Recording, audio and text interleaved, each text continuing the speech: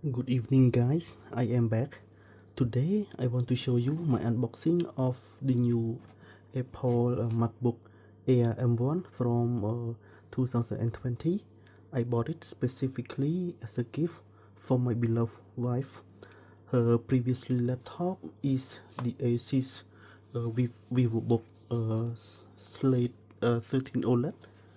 Okay, it was a great device for a multimedia, but my wife truly hated the two-in-one form factor, as you can see. So she comes to me and say she want something light, cheap, premium, efficiency, and having a very long battery life. That's when this MacBook Air M1 come to my mind.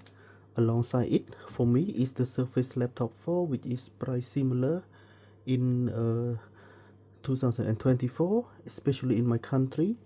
By the way, I bought it for $740 gold version, as you can see, with 1 year warranty. The space gray is around $20 cheaper. For me, that was a very strange and tough decision because I admit that I am a Windows user. I'm using the Surface Pro 9 now, and I am a true MacBook hater since a very long time. However, it is truly foolish to discredit Apple of what they have been done to their own MacBook M CPU lineup.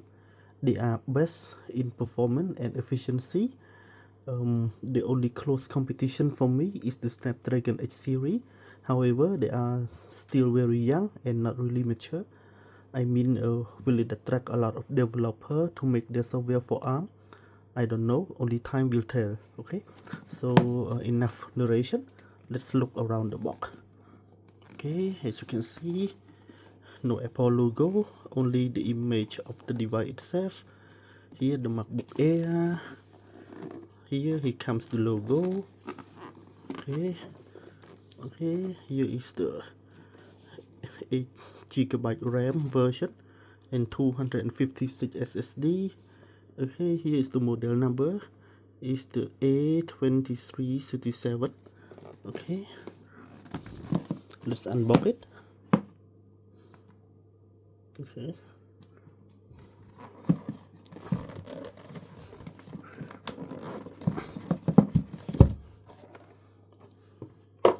wow.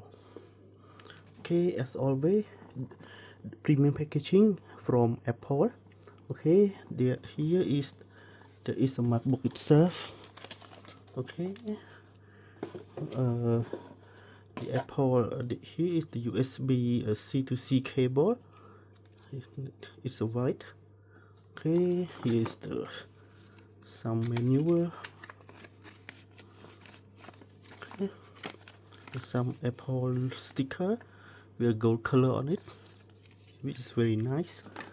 Here is the Apple power adapter. Okay, if I'm not mistaken, it is rated 30 watt. However, according to the internet, I think you can get it charged faster up to 45 watt with a power delivery charger. I will give it a test in the future. Okay, let's put it aside. Wow.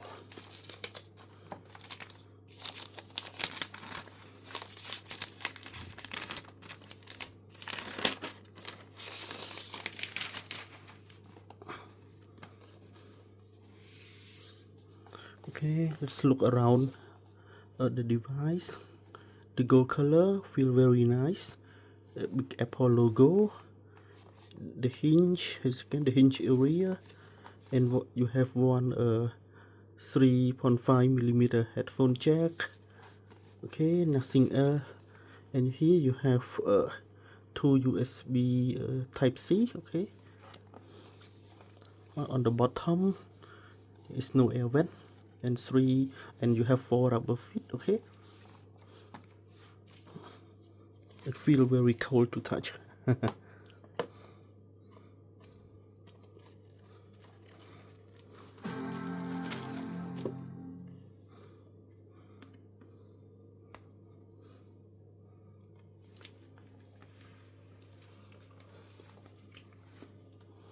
Okay, so mhm. So the laptop itself feel very damn premium. It is very thin and light. I think it weigh around 1.29 kilogram. The hinge is feel very solid. Okay, there is no flex in the middle chassis area. Okay, yeah, it's feel very solid. There's no air vent because I think as you already know, the M1 run very efficiently cool. The trackpad is no doubt the biggest. Okay, it's very big, the best and best in class. I think there is a touch ID. Okay, in the upper right corner, which acts also as a power button. Okay, the keyboard is big enough and it is very easy to type on. The key have a solid click into it. It doesn't feel mushy. However, I still love my Surface keyboard a bit more, but they are very similar. The biggest advantage of it over the Surface Laptop 4 are these two USB Type-C. They are Thunderbolt 4 with 40 GB per second rated speed, unlike the USB 3.2 Gen 2 Type-C on the Surface, which rated only around 10 gigabit per second. Okay, and the star of the show is the silicon inside this laptop. It is the Apple M1 chip, 8-core CPU with 4 performance core and 4 efficiency core. It has a 8-core GPU with a 16-core neural engine. Okay, they are running Mac OS that is updatable to the latest one, as always from Apple, but you can still use Windows 11 via the virtual machine if you want. There is no way that you can install the Mac OS on the Windows laptop. Okay, I will give this laptop to my wife, let her testing it and collect the feedback. I hope I can share those feedback with you guys in the future. Okay, thank you all and goodbye.